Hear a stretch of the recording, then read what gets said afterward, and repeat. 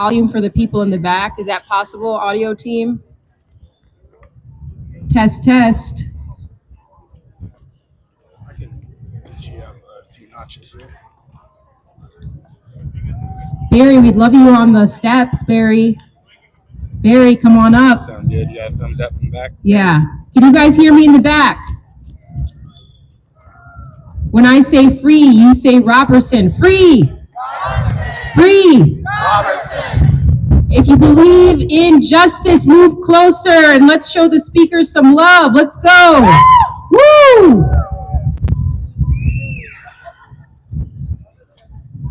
We're going to get started in a few minutes here. Thank you all for joining us for the rally to save the life of Robert Roberson, facing execution on October 16th for a crime that what? Never occurred.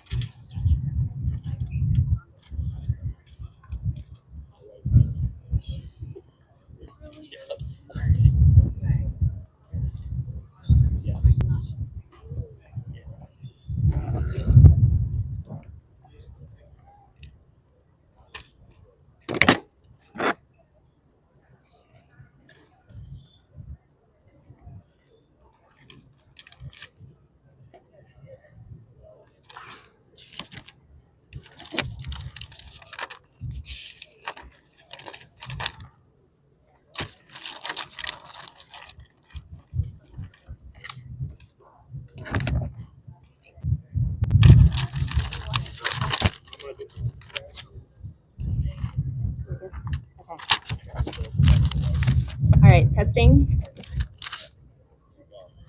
Great. All right. Good afternoon. Thank you all so much for being here. Many of you join us today. My name is Nan Tolson, and I'm the director of Texas Conservatives concerned about the death penalty. Robert Roberson, an innocent father who has spent over 2 decades on death row, is scheduled to be executed by the state of Texas for a crime that never occurred. The tragic death of his chronically ill daughter, Nikki, in 2002 resulted from illness, medical error, and accident. It was not a crime. And yet Robert is at risk of becoming the first person in the United States executed based on the discredited shaken baby hypothesis. Texas Conservatives Concerned is proud to be among a broad alliance of advocates and experts calling for this execution to be stopped. This includes eminent scientists and doctors, advocates for autistic people and their families, parental rights advocates, attorneys who have represented people wrongfully accused of child abuse, faith leaders, innocence groups, and exonerees, and many more. We have many of these supporters here with us today, including 3 innocent people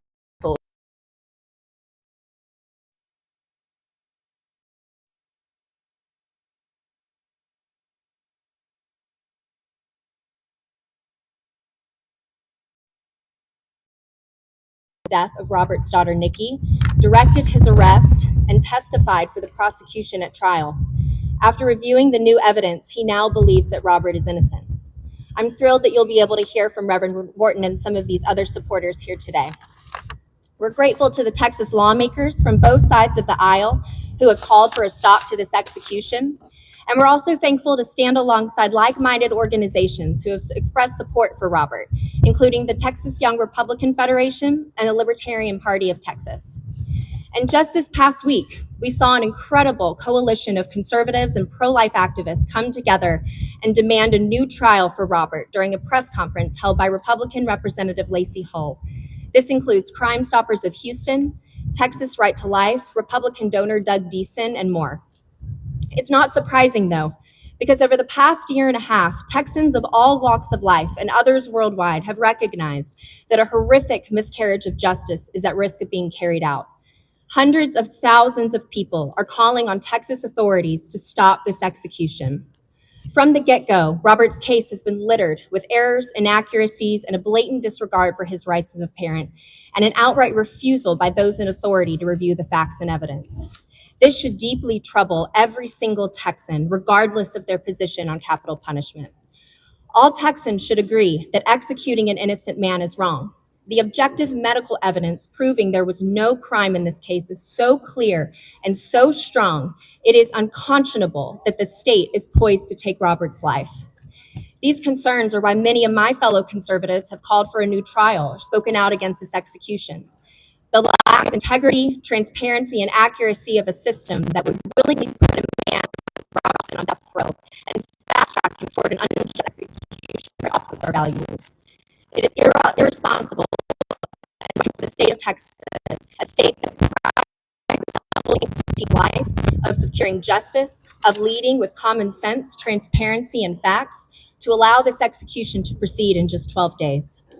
Today, we call on Texas leaders to confront the realities of Robert Roberson's case, recognize these very serious concerns, and intervene to save his life. Because executing Robert Roberson would not be justice. It would be a mistake. It would be a murder at the hands of the state of Texas and an affront to truth, reason, and common sense. The whole world is watching. Texas, do not kill this innocent man.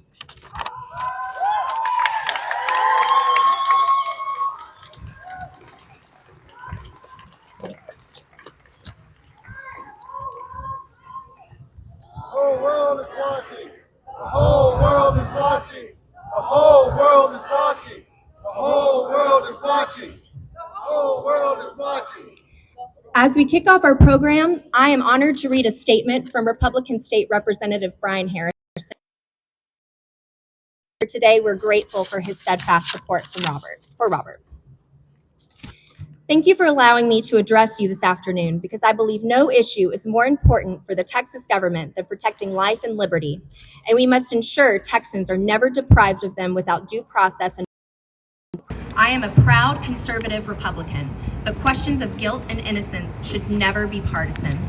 I'm going to start by saying something many of you may disagree with. I believe the death penalty absolutely has a place in our criminal justice system, and I am a strong and ardent supporter of it.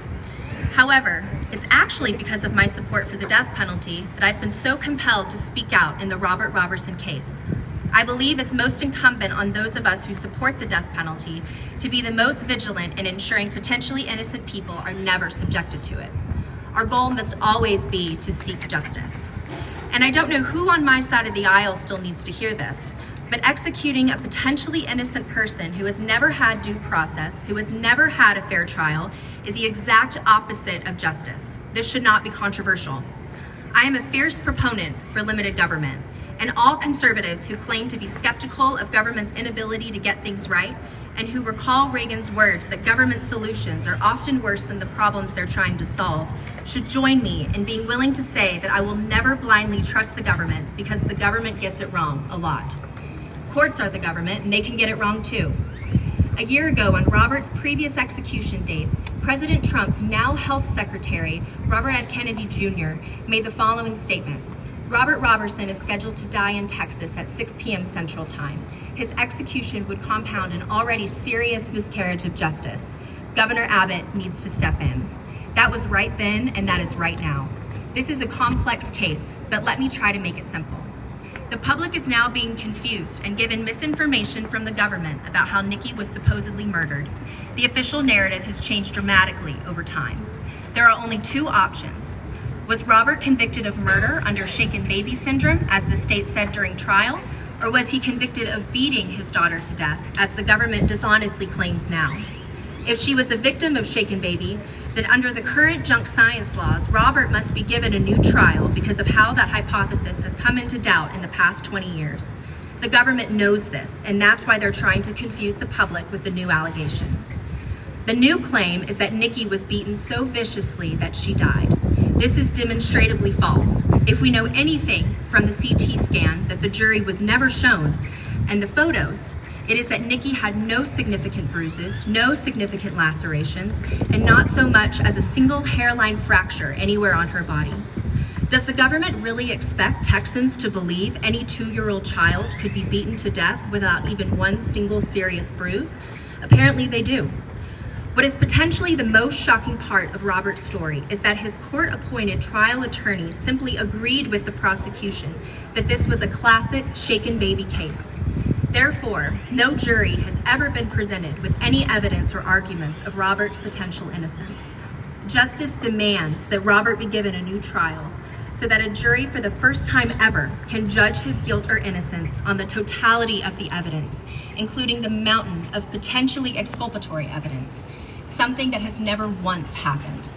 People can have differing opinions of Mr. Roberson's guilt or innocence, but it is a matter of objective fact that Mr. Roberson was never given a fair trial or due process. The Texas government must never deprive somebody of their life, absent due process, yet we are days away from that happening. I firmly believe it will become clear in time who was on the right side of history and who is championing the execution of a potentially innocent man who was never afforded due process or a fair trial. People often ask why I've been so passionate and vocal on this issue. It's simple. I do not want my children to inherit a state where potentially innocent people can have their lives deprived of them by the government.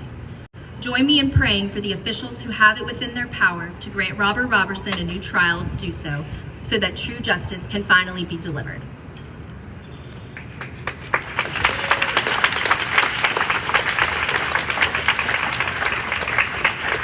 Now, if you'll please welcome State Representative John Busey.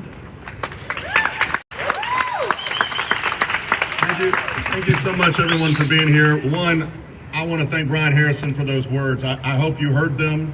He laid out the case of why Robert deserves another look from everybody that has the ability to take that action. Brian and I couldn't be further from each other politically, but for over a year now, almost 2 years now, we have been unified in the fight for Robert Roberson. And we are joined by so many of our colleagues in that fight. Last year, before the execution, a vast majority of bipartisan groups signed a letter requesting a deeper look. I'm joined by two of our colleagues, Representative Donna Howard and Representative Lulu Flores, here on the stage with us as well. And I want to thank them for lending their voice to this cause, along with so many others in this bipartisan initiative. Again, I'm State Representative John Busey, and we are here today because Texas is about to make a horrible mistake. On October 16th, the state of Texas plans to execute Robert Roberson. Execute him even though the evidence against him has collapsed. Execute him even though the science that convicted him has been debunked. Execute him even though the jurors, experts, even the lead detective have all said that this conviction was wrong. If Texas goes through with this, it won't be justice. It will be an innocent man's life taken in our name. And we will not let this happen. If I want to tell you how I came to know Robert. When his attorneys came to the Capitol, they laid out a case that should disturb every Texan to their core. A trial built on junk science, a defense that failed, a system that has cared more about holding onto a conviction than closing a case than getting it right. So we got to work. We held hearings, we brought facts to light, and when we did, the truth came out. Medical experts testified that the state's theory was wrong. A juror said she never heard the full story, and the lead detective, the man who helped put Robert away, stood up and admitted mistakes were made and pleaded with the state of Texas not to execute Robert. Think about that. The detective, the juror, and the experts all agreeing that this man should not be executed. So I ask you, what kind of justice is it when even the people closest to the case say it is wrong and the state presses on anyway? Let me tell you what convinced me the most. I went to see Robert myself. I sat with him just days before his scheduled execution last year. And you might expect a man in his position to be bitter or angry or even broken. But that's not what I saw. I saw hope. Hope in a man facing the unthinkable. Hope from someone who prayed with us, who told us he wanted to live not just for himself, but to help others. Robert told us he wanted to mentor young people caught up in the same system that has failed him to make sure no one else goes through what he has. As we said our goodbyes that day, Robert read us a letter from his older daughter, which said, "Have hope, Dad." This is not the spirit of a guilty man. This is the heart of a man who deserves a chance to live. I went back to death row the night Robert was set to be executed. I sat in a room with one of my colleagues, solemn and grim, and we waited, but we hoped. And I want everyone to imagine what was going through Robert's mind as the clock ticked towards 6 p.m. that day, the execution hour, and what it must have felt as it rolled past 6 p.m. that night. 21 years we have tormented this man. Isn't that long enough? To have full faith and confidence in our justice system, we must act when it is clearly necessary to uphold fairness and common sense. And here's the truth. The governor of Texas has the power right now to stop this. There's a mountain of evidence before the courts proving that Robert is innocent, and Governor Abbott can ensure that we have time to review it by granting a 30-day reprieve right now. He does not need anyone's permission. He doesn't need to wait for the courts. He can act immediately. And Governor Abbott, you must act, because once Robert is executed, there is no turning back. Robert's daughter, Nikki, dying is an absolute tragedy, and executing a father for a crime he didn't commit is an unforgivable sin. So yes, this is about Robert, but it's about more than Robert. It's about what kind of state do we want to be? Do we value truth over finality? Do we value justice over vengeance? Do we value protecting innocent life or protecting broken convictions? Robert's life is in our hands, and the whole world is watching to see what Texas does next. So let us stand together, let us raise our voices, and let us send this message loud and clear. Texas, don't kill this innocent man. Thank you for being here.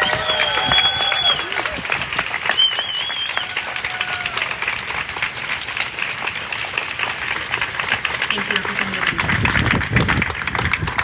Now, if you'll please welcome Josh Burns, an exoneree who was wrongfully convicted under the now discredited shaken baby syndrome.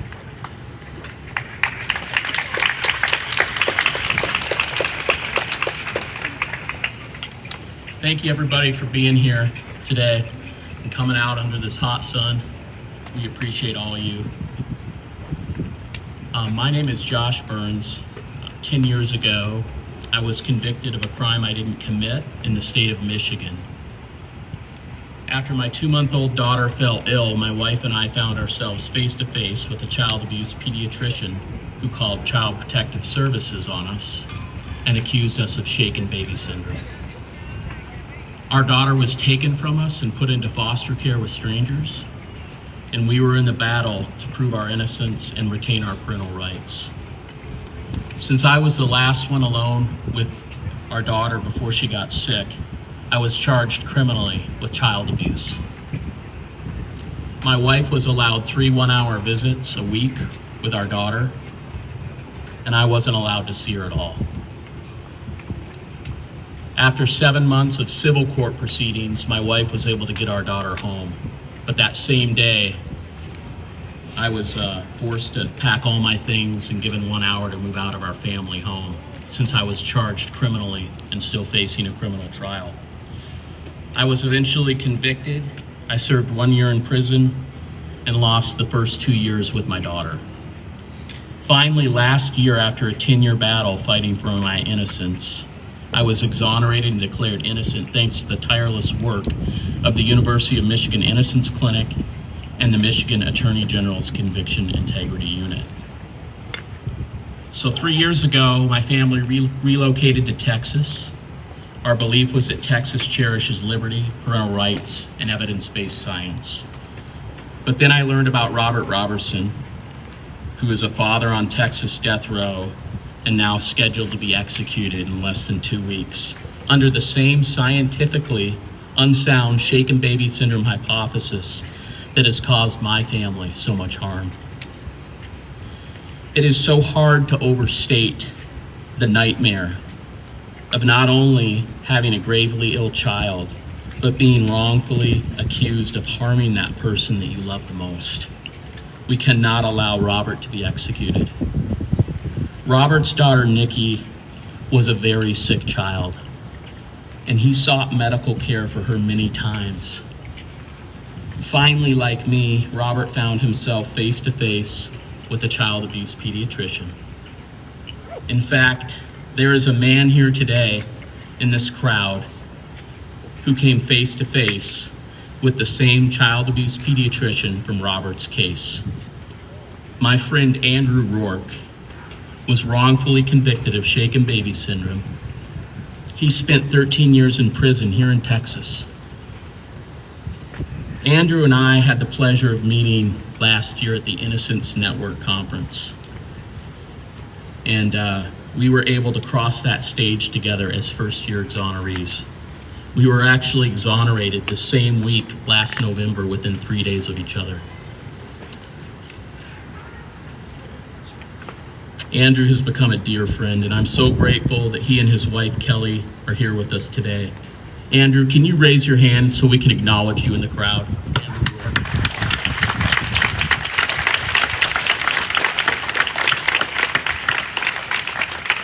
Thank you, brother, for being here. Also with us today, Anna Vasquez. Can you raise your hand for us, Anna? Where's Anna? Anna, another exoneree. She spent 13 years in prison and thankfully was declared innocent and exonerated. I know that Anna has others here. I didn't have a chance to write their names down, but there are other exonerees here as well. We also have a man here, Barry Beach. Barry Beach spent 33 years behind bars, falsely accused. And he's still fighting. He's been exonerated once, and he's still fighting for another exoneration. Barry, will you raise your hand to be recognized, Barry? Barry flew here all the way from Montana. Thank you, Barry. Thank you.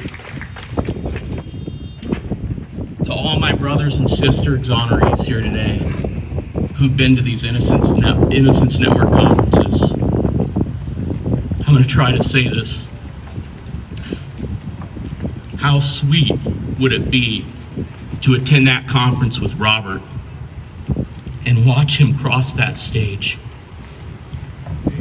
What a dream come true that would be for all of us, wouldn't it? We hope and pray that for Robert.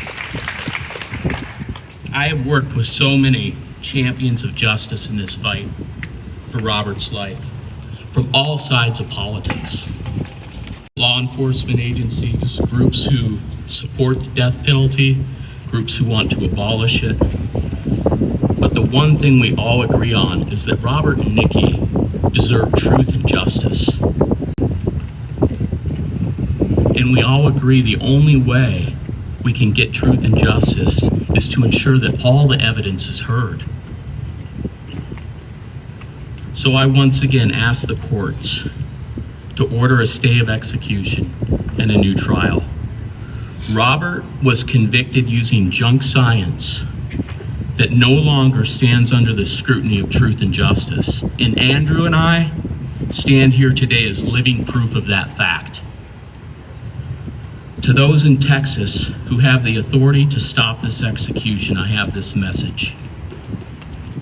Be humble, seek the truth, and seek justice.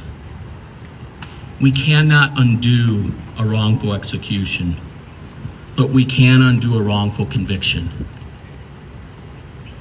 You must ensure that you get this right. The integrity of our system of law depends upon you getting this right. Our founding fathers spent an amazing amount of time on our Bill of Rights to make sure that liberty and justice prevail. So please stop this execution. Texas is watching. Our nation is watching. The whole world is watching. The whole world is watching. The whole world is watching. The whole world is watching. May truth win the day, and may liberty and justice prevail. Real quick, my daughter Naomi is 11, and she's autistic like Robert, and she knows a little bit about this case, not all the details, but she knows about Robert and she knows about Nikki. And she came to me and said, "Dad, how can I help Robert and Nikki?" And she said, "I'm gonna make bracelets for them. I'm gonna pick some colors that I think Nikki would love and some colors that I think Robert would love." And this little girl, just an amazing heart, she made these bracelets. I have some today. I don't have enough, but I have some. And she wants me to pass them out. So come see me if you want one of these. I'm gonna wear this bracelet for Robert and Nikki until they get justice. Thank you so much for being here. Thank you.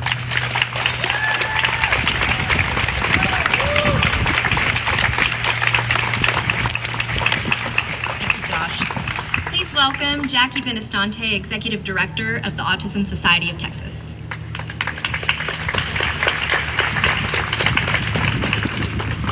Good afternoon. Thank you for being here today.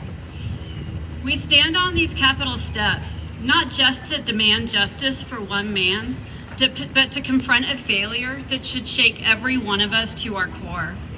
Robert Roberson is an autistic man. He is also an innocent man. Yet unless we act, he will be executed by the state of Texas on October 16th for a crime he did not commit. This case has shattered something deep inside many of us. Our faith, hard. Our faith in the idea that the justice system, even with all its flaws, would ultimately protect the innocent. I used to believe that if an autistic loved one found themselves misunderstood in the wrong place at the wrong time, the truth would win out.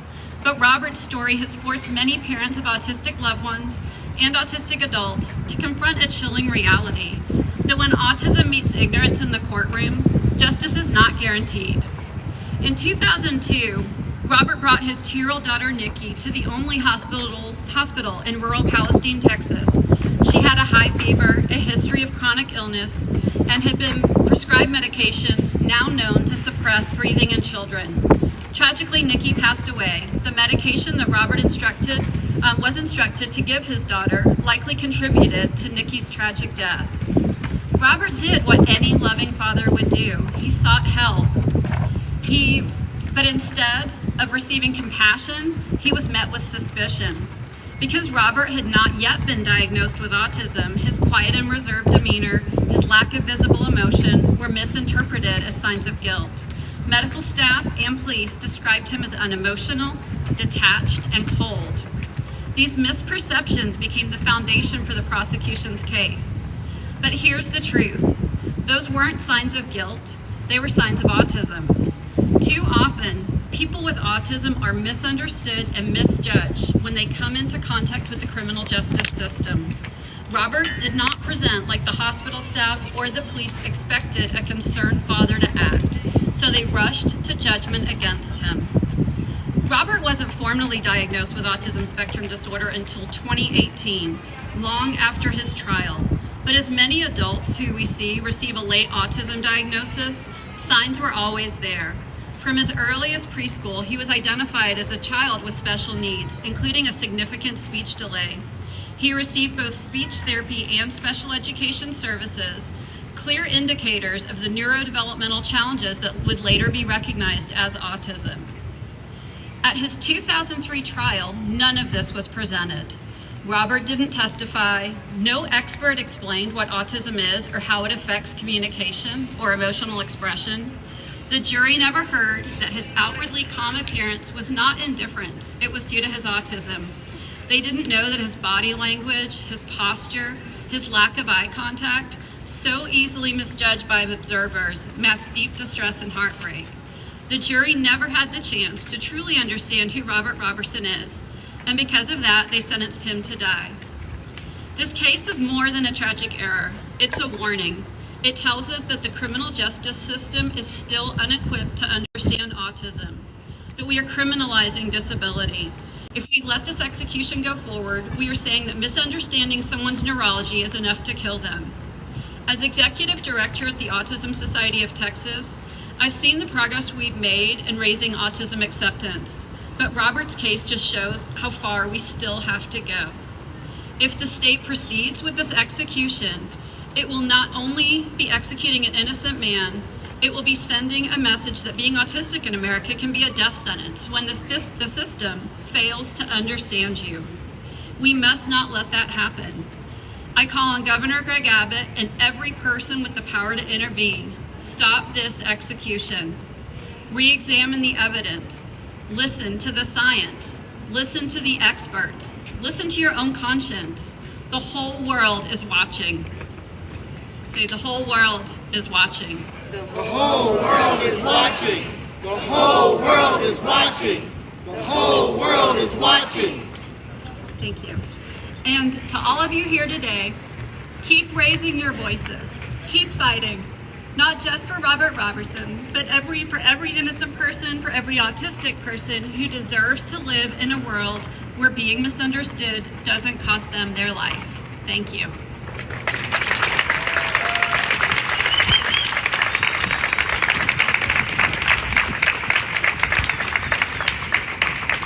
Now, if you can please welcome Donna Farmer, Robert's spiritual advisor.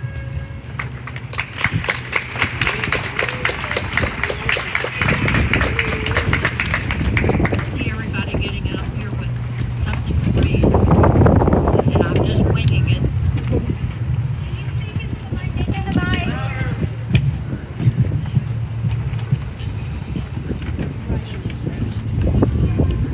I'm here today, basically, first and foremost, because Robert's friend, Casey Brownlow, my oldest son, and Robert were peers at Palestine Middle School.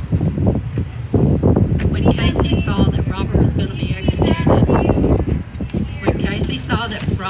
be executed, he wrote Robert a letter. Then he and his wife went on a trip, and he thought fully that when he got back to Tyler, Texas, that Robert would be gone. Instead, he had a 15-page letter from Robert. And Robert told him, "Hey, I remember you too." Casey had told him, he said, "I don't believe that the Robert I knew when we were in school knew anything like what they say you did." He thanked Casey for having faith in him. He told him he remembered Casey. He told him he remembered Casey's short sister, and he called her Shorty. When we started communicating, I said, "Robert, don't call her that, she doesn't like it." Now he says she's our favorite short person. He and I have been, since Casey's letter, I said, "Can I write to him?" I started writing. We wrote and we wrote and we wrote. That's back when we had to do it all by hand. They didn't have messaging. So about once a week, he would get a letter from me, and once a week, I would get a letter from him. Then Casey went to see Robert. I said, "Can I go see Robert?" He said, "You just have to get on his visitation list."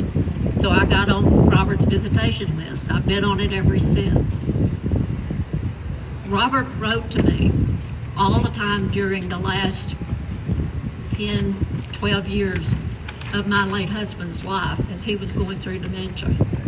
I told him things about what Bob and I were going through that I didn't tell Bob's children and I didn't tell my children because they weren't pleasant.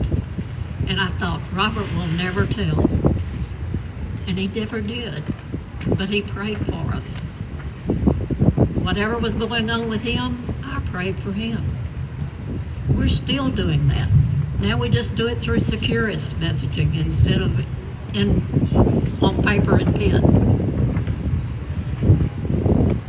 Somebody asked me not long ago, said, you've seen, I've been to hearings in Palestine. I was at the hearing last year down here. I've seen the evidence now that the former jury never got to see. I've heard it, seen it. They said, "What if you didn't know that?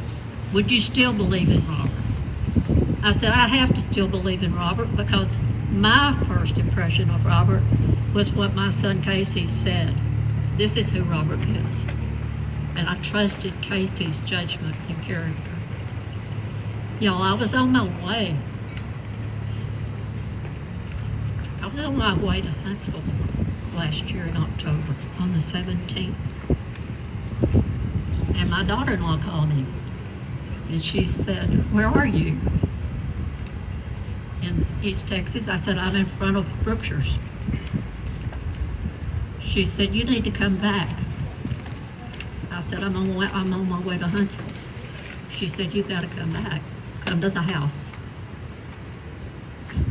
So I drove back. She said,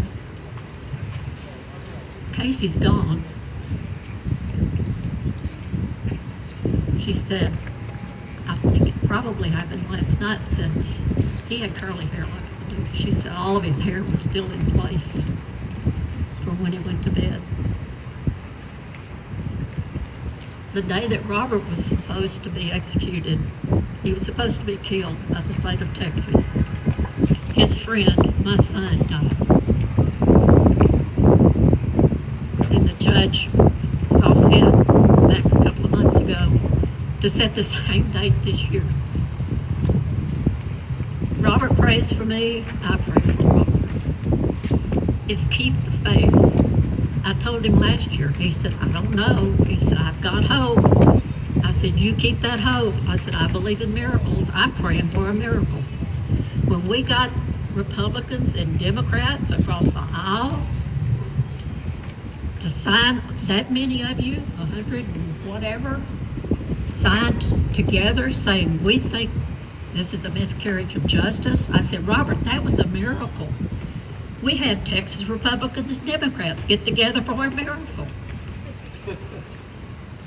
Then we had the same thing with the committee here. The very last minute, I said, "You never know how God's going to perform a miracle." It can be from the guys and women getting together and going to visit him.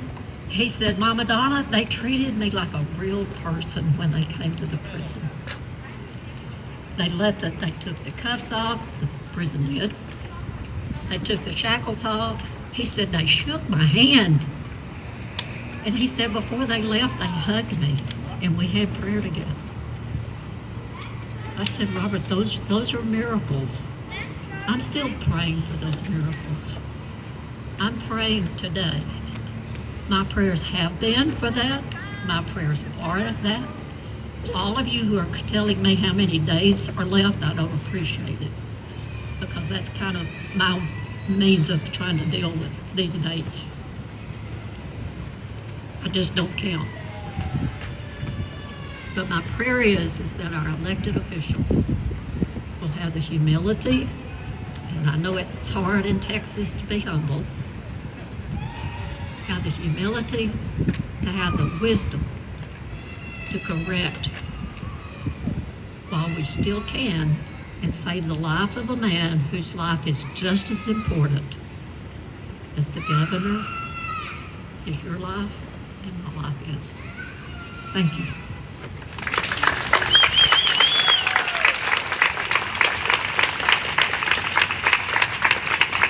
Thank you, Donna. Now please welcome Reverend Brian Wharton, United Methodist Church pastor and former assistant police chief for the Palestine Police Department.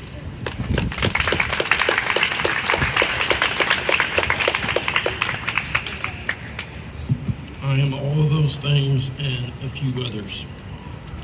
Ask anybody, they'll tell you. I met Robert Roberson for the first time in the emergency room.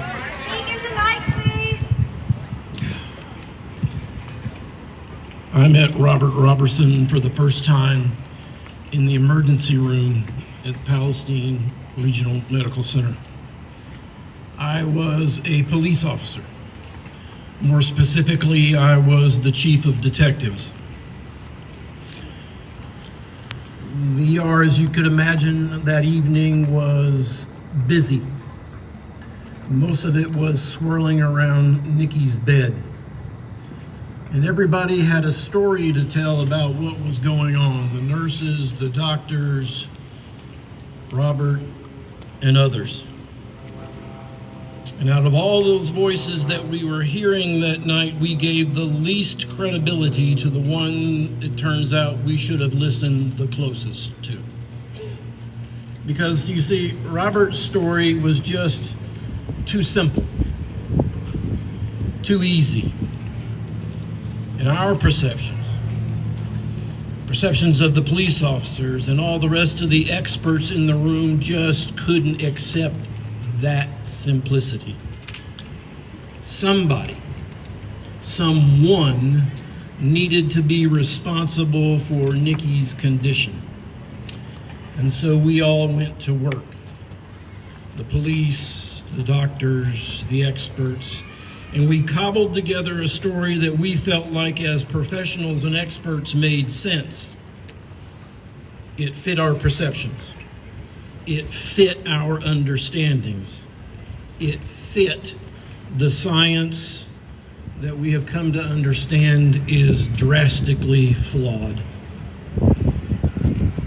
All of us who made the system came up with a story and we made it stick.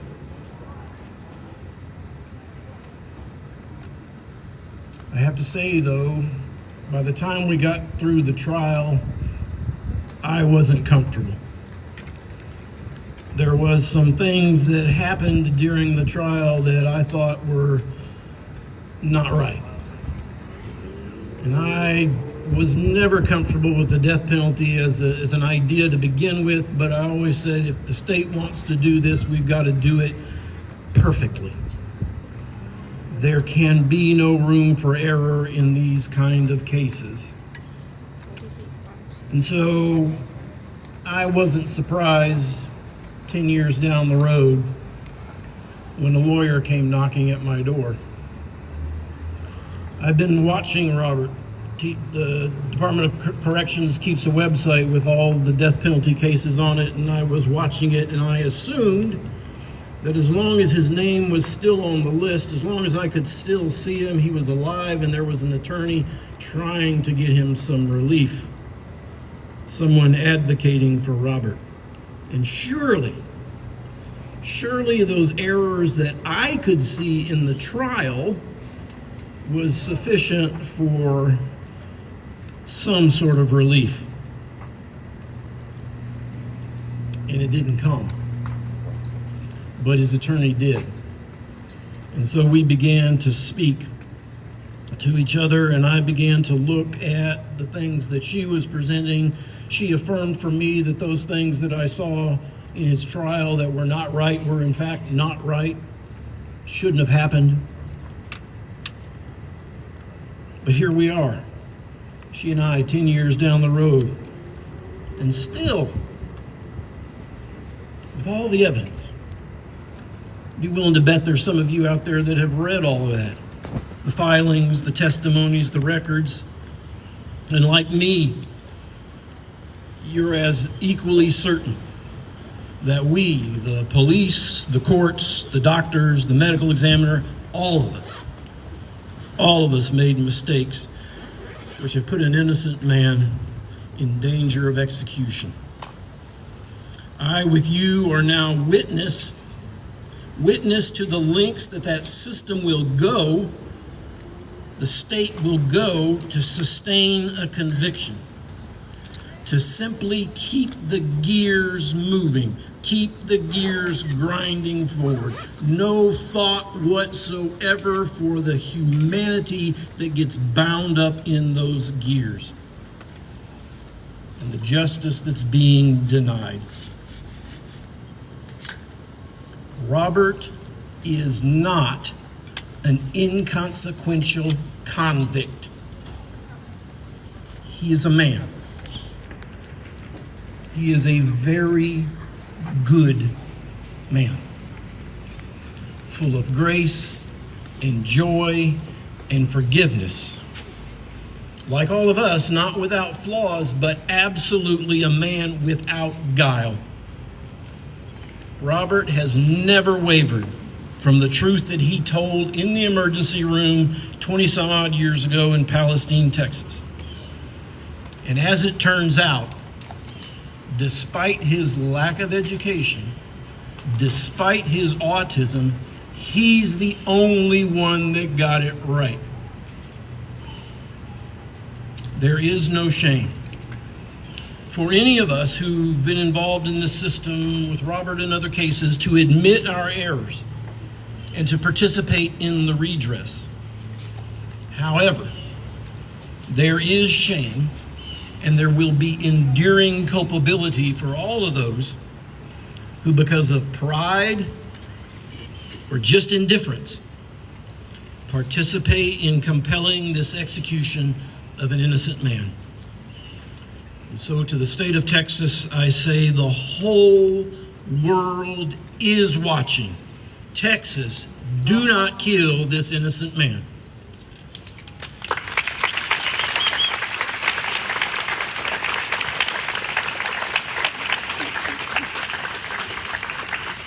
Thank you, Reverend Morton. Now we'll hear from Tom Mooney of Bikers for Christ, who will read a statement from Robert.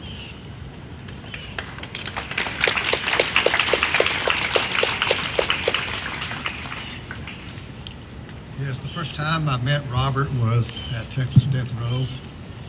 I had the opportunity and the privilege to go to the Gillespie unit and then go into Death Row and actually meet Robert. So that's been a blessing for me. And I know ever since then, I consider him to be my friend. We had a conversation there at his jail cell. And like these people have said, it doesn't take long to get to know Robert. He's such a good, honest, simple man, and I say that in the best way. It's my honor and privilege this afternoon to read to you a statement composed and written by Robert.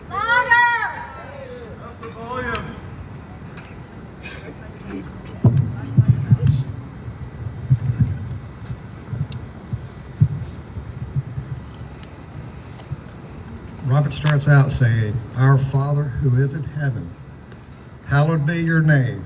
Your kingdom come, and your will be done on earth as it is in heaven. And give us this day our daily bread, and forgive us our debts, as we also have forgiven our debtors.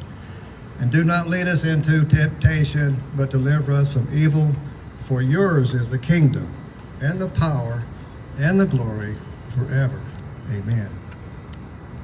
Praise the name of the Lord. Blessed be the name of the Lord from this time forth and evermore. From this time forth and evermore. From the rising of the sun to its going down, the Lord's name is to be praised. Psalm 113, verses 1 to 3. And then Robert goes on to write, "It is God in his grace that has kept me strong and that has kept me going for over 23 and a half years. Through all I have gone through and struggled with, to stay strong, to keep hope alive, and to continue to be fighting for my actual innocence to be proven and confirmed. For God to bring me back out of here, for my wife, my kids, friends, family, and loved ones. I have kept my hope alive that God will make all of this thing go right and bring me back home one day. I have kept that hope alive with Almighty God's helping hand. And to my wife, Manuela, all my family, friends, Reverend Brian Wharton, attorneys, my defense team, legislators, and many others who support me from all over the world.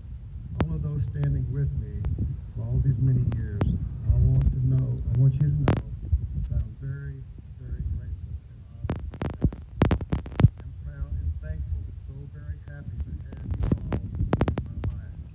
I want you all to know that you are all a great, big blessing to me, and you will always be.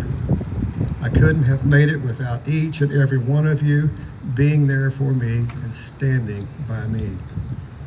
They fight against you, but they shall not prevail against you. For I am with you, says the Lord, to deliver you.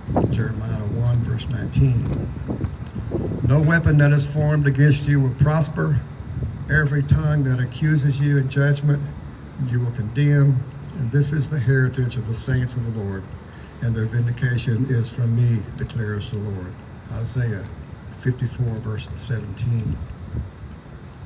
Robert concludes his statement by saying, Almighty Father God, you have promised me to deliver me from my enemies, and you keep your promises.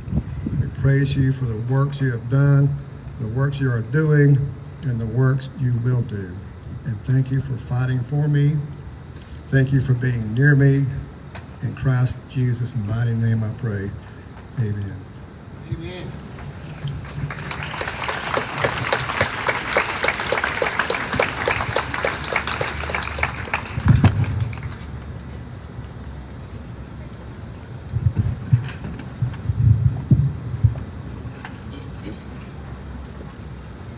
Thank you, Tom. Finally, we will hear from Gretchen Swin, Robert Roberson's attorney.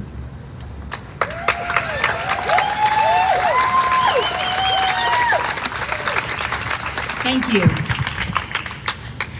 I thank you for braving the really brutal sun that is bearing down on us right now, but it's a perfect metaphor for what we need. We need the sunlight. We need noise. Reason, judicial process has failed us, has failed Robert. And I'm going to talk about two things. I'm going to talk about some rage I have, and I'm going to talk about some hope. The rage I have is reunited every time I go back and read some of that trial transcript that led to Robert's conviction. I'm going to take issue with one thing that my dear friend Brian Wharton said. He said, it was really so simple and we made it complicated. But what he doesn't know, because he wasn't in the courtroom, is that the lead prosecutor stood up and told the jury, this is a simple case, over and over again, simple case. That man is evil. He did all these horrible things. Convict him. And the horrible things, the proof of the horrible things was A, this shaken baby syndrome diagnosis that has since been discredited, and wild speculation by people that presume this man guilty based on his disabilities. He was an impaired but devoted father who had fought for custody of his daughter. I want you to ask each other, how many men you know volunteer for a paternity test? That's what Robert did. And Robert started advocating to be in his daughter's life before she was even born. He fought for this. He wanted to turn his life around. And the way he's conveyed it to me over the years is that Nikki was an angel sent to him to get himself straightened out. He fought for her and he won custody a few months before her death.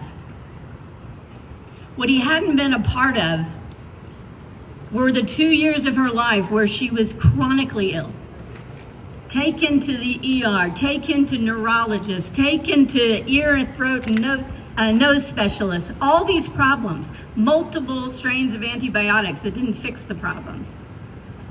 She had breathing apnea when she would inexplicably collapse, cease breathing, turn blue, and have to be revived. At trial, part of that simple story that was told to the jury is, oh, these were just little kid things. Nikki had some medical conditions, but nothing serious. This is one of many lies put together to vilify a man who didn't act like a quote unquote normal parent because he had undiagnosed autism that is evident from his earliest childhood records, if somebody had bothered to take this poor kid and get him properly assessed. But that trial enrages me because nothing in there has anything to do with the Robert I've known over the past 10 years of trying to fight against the attempts to kill him. It also boggles the mind, the due process violations, the things that were allowed for people to say and speculate without any basis in reality. But that trial was all based on shaken baby syndrome, and there were doctors willing to say, oh, if you see these symptoms, definitely that's proof that violent shaking occurred. And I'm telling you, there are still people who believe that. But they are not people keeping up with the science, the actual scientific inquiry that has rebutted this hypothesis that was thrown out there in the 1970s and has unfortunately been used to ruin a lot of families. But no one, other than Robert, is facing the prospect of execution based on this flawed scientific hypothesis. Now, the trial was one thing, but over the last 10 years, people have alluded to this, we have amassed a mountain of evidence from highly credentialed specialists explaining what was going on with Nikki, something that was never investigated. There was a shaken baby diagnosis made. She was taken off life support without Robert's knowledge or consent while he was barred from the hospital. And then an autopsy was performed hastily the next day after he'd already been arrested. That medical examiner, who still works for Dallas County in the very same job, has admitted under oath she never looked at any of Mickey's medical history. She never looked at the CT scans of her head showing no significant trauma, never looked at the toxicology report she'd ordered showing serious medications still in this child's bloodstream that had been prescribed to her that week by doctors who missed a very serious pneumonia that was ravaging her lungs. A lung disease and respiratory suppressing medications, including codeine, a narcotic given to a 2-year-old. It's no longer a mystery what happened to Nikki. It was not shaking.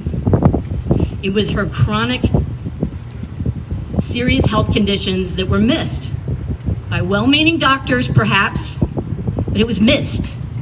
A crime didn't occur, okay?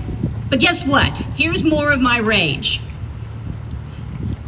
The people on this stage know more about that evidence than any court that has ever written about the case, than any public elected official that has been fighting for this execution, and I will name check a few of them. Since 2016, when I began representing Robert, which I will point out was the first time in 14 years any lawyer investigated his claim that he was innocent. Think about that. Someone pointed out his appointed defense lawyer conceded it was a classic shaken baby case. That's in the trial record with every single juror. Yes, it's a shaken baby case. Don't listen to my client. Can you imagine? And guess what? The judge who appointed that lawyer was the one who stripped Robert of his parental rights after Nikki was already dead, and whose son was one of the lead prosecutors. This is a small town justice in Texas. All right, but that DA that led the charge to get this shaken baby diagnosis case taken to, the level of a death penalty, he's gone. The new DA, who was there at the time of trial, I thought, she's got to be willing to sit down with me, hear what the real evidence is. Every time, I've been denied. The elected DA in Anderson County, Allison Mitchell, has refused ever to meet with me or any of my intermediaries to hear about the complex evidence. And you'll say, oh, well, she could just study that on her own. No. It is reports from pediatric radiologists, neuropathologists, toxicologists, et cetera, et cetera. You can't just sit down as a lawyer and figure this stuff out. She wouldn't talk to me. But you can go back and listen to her testimony in this building behind us and see how well she knew the case when she set that execution date last year. She couldn't answer a single question about what had been said at trial versus what the new evidence was. She couldn't even identify the expertise of her own hired gun expert. She didn't know but he had the answers. It was mind-boggling. I urge you to listen to that recording. And one of our brave lawmakers, I believe it was Representative Harrison, who spoke through Nan today, he kept asking her, I'm a little troubled that you're setting this execution date and you seem to be so unfamiliar with the case. All right, a miracle happened. You've heard some about the miracle. Why are we here again? When all that came out, right here in this Capitol. Well, that DA decided to hand over responsibility to the Attorney General's office. That was in June. A week later, they're 1 week on the case, this complicated case that's been going on for 10 years. They seek another execution date. Would they meet with me? No. Every request I've made directly to the Attorney General's office and through intermediaries, denied. Guess what? We've also offered to meet with the medical examiner whose report from 23 years ago they keep waving around saying, here's the truth. This autopsy report has been completely debunked. And that medical examiner has admitted under oath the litany of things she never considered. But would she sit down and talk to more experienced experts who could show her what they were seeing in Nikki's lung tissue, in the blood work, the bleeding disorder, the toxicology showing these fatal levels of respiratory suppressing drugs in Nikki's system? Would she sit down with NFS? What do you think? No. All right, so I'm kind of mad.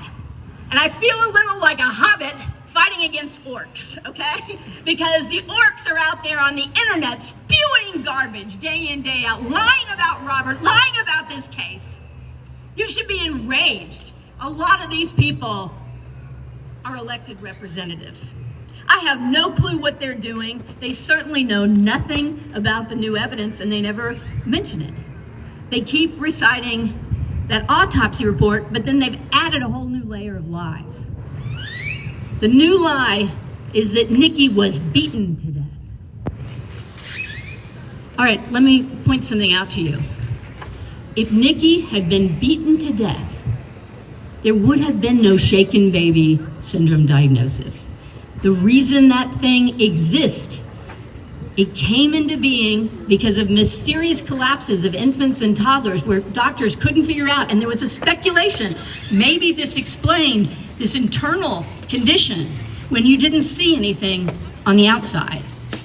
That is not the way the law of physics works, though. If you beat someone, there are external markers. If you shake them violently, if they are injured, it will be in their neck, not creating internal bleeding outside of the brain. But this is where the advances in science have been huge.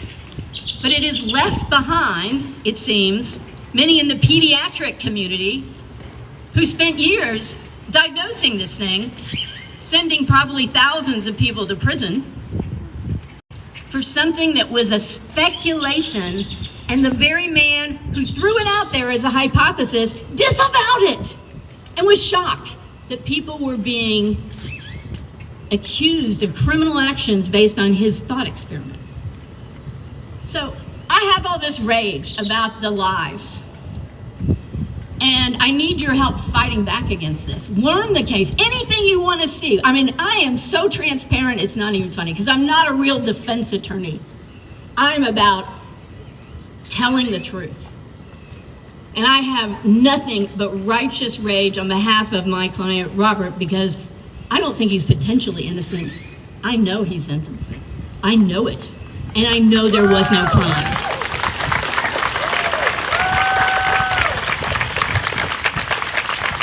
And now we need some hope. And part of my hope comes, I'm way too long-winded all the time, but I get hope looking out and seeing these faces. And I hope you represent the 10 more people you will go and tell about Robert's case. You will look for accurate information about his case and you will share it. You will fight back against these trolls, these orcs on the internet spreading garbage to try to justify a wrongful execution. Who does that? How is that justice? How is that protecting the sanctity of life? How is that honorable in the face of the tragic death of beloved Nikki. It is, quite frankly, disgusting. So I will say we will continue as the legal team to do everything we can to urge those in positions of power to acknowledge, finally, the overwhelming evidence that Robert is innocent and that no crime occurred. As Texans, like you, I am one, I'm interested in things like truth and justice. And I vehemently reject the concept that a state-sanctioned murder of an innocent man can further either of those goals. And I have the very great honor to share with you a statement that was conveyed to me by John Grisham. I imagine that's a name you're familiar with. What you may not know is he has publicly come out and expressed outrage about this case and his commitment to writing his next book about Robert's case. Look it up. Plan to buy it. But here's what Mr. Grisham has to say to us. I am here with you in spirit. I am working hard on a book about Robert's case where the ending has yet to be written. Unlike my other two nonfiction books, I'm writing Robert's story in real time, hoping we can bend his story away from the tragedy it has been for over 20 years now. There is the tragedy of Nikki's death, the tragedy of her father being falsely accused based on junk science. There is the tragedy of people in power so far being unwilling to admit that mistakes were made, terrible mistakes, with a man's life hanging in the balance. There is still time to prevent a tragic ending. My hope is that authorities in Texas with the power to act will finally reject this indefensible conviction and see that Robert gets the new trial he has sought for decades. This is Grisham, along with Gretchen, along with the whole world, is watching, Texas! Do not execute an innocent man, please!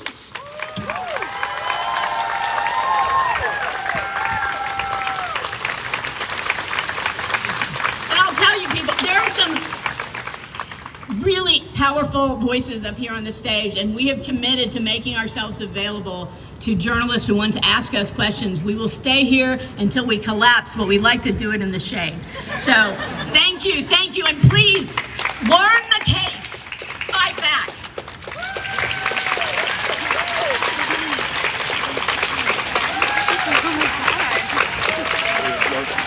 Thank you all again for being here. For media, credentialed media that has questions, we will meet you over in the shade.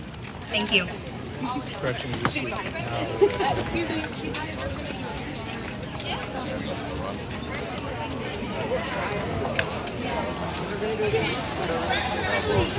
Don't leave.